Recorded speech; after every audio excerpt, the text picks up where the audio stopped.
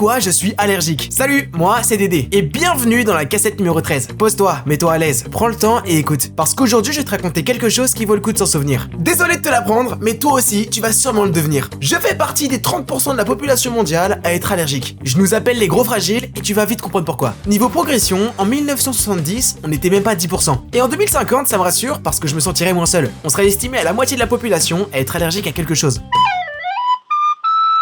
Être allergique, ça tient en une phrase. C'est comme si t'étais un combattant de MMA et qu'au lieu de combattre seulement dans une cage, tu t'attaquais aussi à tous les humains qui faisaient du ping-pong. Ils sont inoffensifs, mais tu les attaques quand même. Ça a pas de logique, hein. Et bienvenue dans le corps humain. Si tu prends la chose qui rend allergique une personne, donc un allergène, peu importe ce que c'est, hein, dans tous les cas, c'est inoffensif. Y a rien de dangereux. Parce qu'il faut bien avoir en tête que c'est différent d'une substance toxique. Si une chose est toxique, c'est parce qu'elle est dangereuse par elle-même. Elle détruit les cellules ou elle bloque les organes de n'importe quel être humain qui la reçoit. C'est elle le coupable en gros. Un allergène, si tu le mets au contact de 100 personnes au hasard, il y a 80 personnes qui vont rien ressentir. L'allergène, il va entrer dans leur corps et il va être éliminé naturellement comme une simple poussière. Alors pourquoi il y a des personnes qui réagissent différemment? C'est parce que le danger, il vient pas de la substance, il vient de la réponse du corps. Si t'es allergique, faut imaginer que ton système immunitaire, donc le programme entre guillemets dans ton corps qui te défend contre les maladies, c'est une armée de soldats ultra entraînés. Sauf qu'elle souffre de paranoïa. Elle voit du mal là où il y en a pas. C'est-à-dire qu'au lieu de s'attaquer uniquement aux vrais envahisseurs, donc les virus, bactéries, parasites, etc., elle va déclarer une guerre nucléaire à un élément totalement inoffensif. Un grain de pollen, une cacahuète, de la tomate ou même du plastique.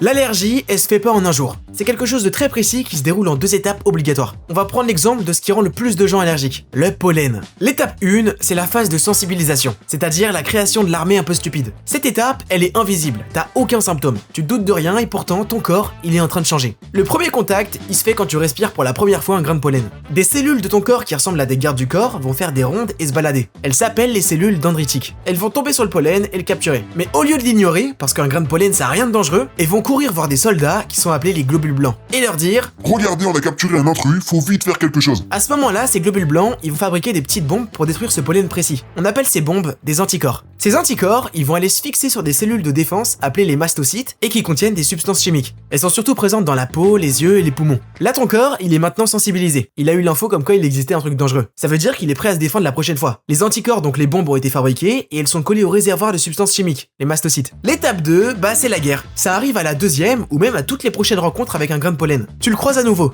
il arrive dans ton nez ou tes yeux. Le pollen, il va venir se fixer aux anticorps parce qu'ils ont été créés pour être spécifiques à lui. Un peu comme quand tu rentres la bonne clé dans la serrure. Dès que le pollen va se coller dessus, l'anticorps, il va se réveiller d'un coup et va faire exploser le mastocyte. Et lui, il va libérer d'un coup des tonnes de produits chimiques dans ton corps, principalement de l'histamine. C'est la molécule de communication. Donc elle va dire beaucoup d'informations à beaucoup de personnes et ça va déclencher un tas de réactions chez toi. Déjà, elle va dire à ton corps d'agrandir les vaisseaux sanguins pour apporter plus de sang. Pourquoi? Eh bien parce que vu qu'il y a un danger détecté, faut bien le combattre. Et ça, c'est le rôle des globules blancs qui sont dedans. Tu sais, les soldats. Résultat, tu vas avoir les yeux et le nez rouge parce qu'il y a plus de sang qui arrive dans ces zones. Les globules blancs, ils sont dans une partie spéciale du sang, qu'on appelle le plasma. C'est comme de l'eau. Pour être efficace et ramener le plus de globules blancs possible, la paroi de tes vaisseaux sanguins, elle va s'écarter un tout petit peu comme une passoire, pour laisser passer que le plasma. Sauf que c'est à double tranchant parce que le problème, c'est que ce liquide, il va venir s'infiltrer dans les tissus de la peau, donc ça va s'accumuler. C'est exactement pour ça que t'as les yeux et le nez gonflés. D'ailleurs, pour le nez, il y a tellement de plasma qui s'accumule dans la peau que ça bouche. Donc l'air a du mal à passer, t'as du mal à respirer, et s'il y a moins d'air, il y a moins de son, donc tu parles bizarrement. Le liquide qui va sortir comme un robinet, c'est pas du plasma, c'est du mucus, ou de la morve, t'appelles ça comme tu veux. Mais en vrai, c'est fait à partir de plasma. À la base, ce mucus, il est tout le temps présent. D'ailleurs, tu peux même faire le test, mets ton doigt dans le nez, et tu vas voir, il va ressortir humide. Quand tu respires, t'inspires pas que de l'air, t'inspires aussi des poussières, des débris de pollution, des bactéries, des virus, et des grains de pollen. Le mucus, justement, il sert de piège collant pour pas que ces intrus aillent dans tes poumons. Ils vont soit être expulsés quand tu vas te moucher, soit ça va descendre dans ta bouche tout doucement. Parce que tu le sais peut-être pas, mais t'avales le mucus de ton nez constamment.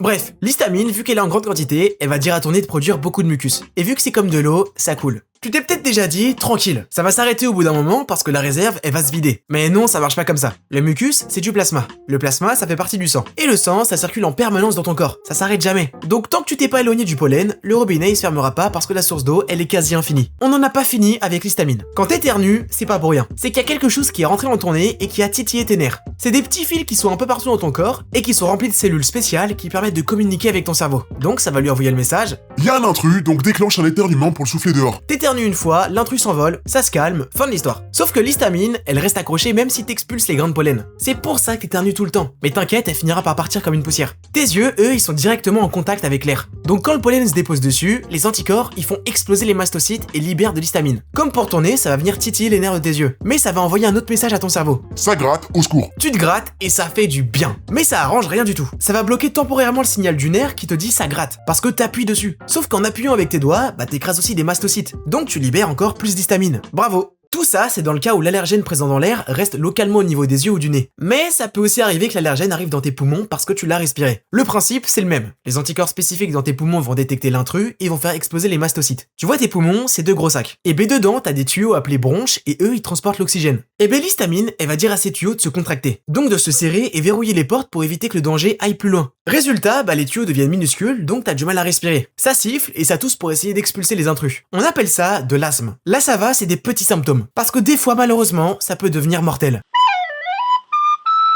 Là, on joue plus du tout dans la même catégorie. On parle de symptômes qui peuvent te tuer en quelques minutes. Ça arrive si t'as avalé l'allergène en grosse quantité, si ton corps il y est très sensible, ou même si tu t'es fait piquer par un frelon, une guêpe, et que t'es allergique au venin. Si ça passe dans ton sang en grosse quantité, alors l'allergène il va être ramené partout parce que ton corps, comme je te l'ai dit, c'est un réseau de routes reliées entre elles. Si tous tes vaisseaux sanguins s'ouvrent en grand en même temps et que le plasma il s'échappe, la pression elle diminue d'un coup. C'est exactement comme si tu prenais un tuyau d'arrosage et que tu mettais le plus gros jet. Il y a une pression énorme pour pousser l'eau. Si jamais tu fais des trous dans ce tuyau, bah l'eau elle va chercher la sortie la plus rapide, donc les petits trous. Et l'eau à la sortie du tuyau, elle sera faible. Dans ton corps, si la pression elle chute extrêmement vite, comme pour le tuyau d'arrosage, le sang il va plus avoir assez de force pour monter jusqu'à ton cerveau et tes organes vitaux. Et s'ils sont plus alimentés en sang, alors ça peut plus fonctionner, donc tu meurs. On appelle ça un choc anaphylactique. On a parlé de l'asthme tout à l'heure, mais un allergène qui passe dans le sang, ça peut provoquer pire. Parce qu'en arrivant par le sang, l'allergène il va faire exploser une grosse quantité de mastocytes au niveau de tes bronches. Ça va libérer une grosse quantité d'histamine. Là les bronches elles vont tellement se serrer que l'air il pourra plus passer. Donc tu vas t'étouffer. Et comme si ça suffisait pas, t'as une autre situation qui amène au même résultat. C'est l'œdème de Quinck. C'est la même chose que quand le nez gonfle. Sauf que là, vu que ça vient du sang, ça se passe pas à la surface de la peau, mais ça se passe plus profondément. Et dans cette zone-là, les vaisseaux sanguins, ils sont plus gros, donc ils libèrent plus de liquide. Si ça arrive au visage, ça va. C'est juste que tu pourras rien voir tellement tes paupières elles auront gonflé et on aura un peu de mal à te reconnaître. Le problème, c'est si ça se déplace ailleurs. Si ça arrive au niveau de la bouche, alors ta langue elle va tellement gonfler qu'elle va bloquer le fond de ta bouche, et donc empêcher l'air de passer. Si ça arrive au niveau de ta gorge, alors ça va gonfler de l'intérieur et l'air il pourra plus passer aussi.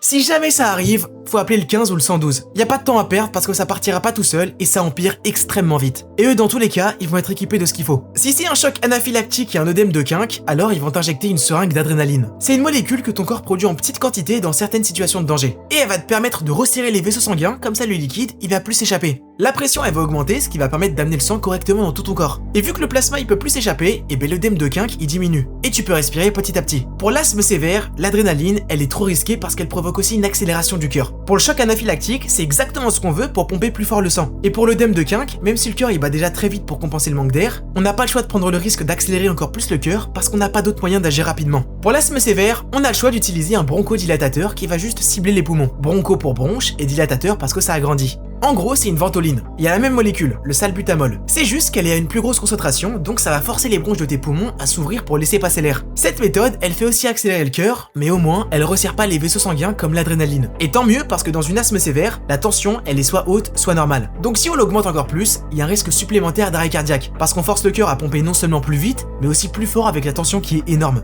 Ça, c'est les moyens pour éteindre l'incendie quand c'est la crise. Mais c'est possible d'éviter tout ça. Et je parle des symptômes graves, mais aussi des symptômes légers. Si l'allergie elle commence avec l'étape de sensibilisation, alors la solution c'est l'étape de désensibilisation. En gros c'est quoi? C'est un entraînement intensif pour calmer tes soldats qui sont parano. On va reprendre le combattant de MMA qui agresse les joueurs de ping-pong. La désensibilisation, c'est comme si on forçait ce combattant à s'asseoir dans une pièce avec un joueur de ping-pong. Au début pendant 5 minutes, le lendemain 10 minutes, le jour d'après 30 minutes. En fait le but c'est de le mettre au contact avec la chose qu'il considère comme un danger. Au bout d'un moment le combattant, il va se rendre compte que le mec avec sa petite raquette, il lui veut aucun mal. Il va s'habituer, se détendre et finir par l'ignorer. Dans la réalité, le médecin, il va te donner le liquide qui contient l'allergène. Le but, ça va être de prendre une petite quantité et de l'augmenter au fil du temps petit à petit. Pour info, c'est une quantité tellement minuscule que tes mastocytes, ils vont pas exploser. Tu risques rien, pas de crise d'asthme, pas de boutons. Mais tes globules blancs, eux, ils vont croiser ce produit tous les jours. Et à force de le voir quotidiennement sans qu'il se passe rien, le logiciel de ton corps, il va se mettre à jour. L'armée parano, elle devient une armée normale.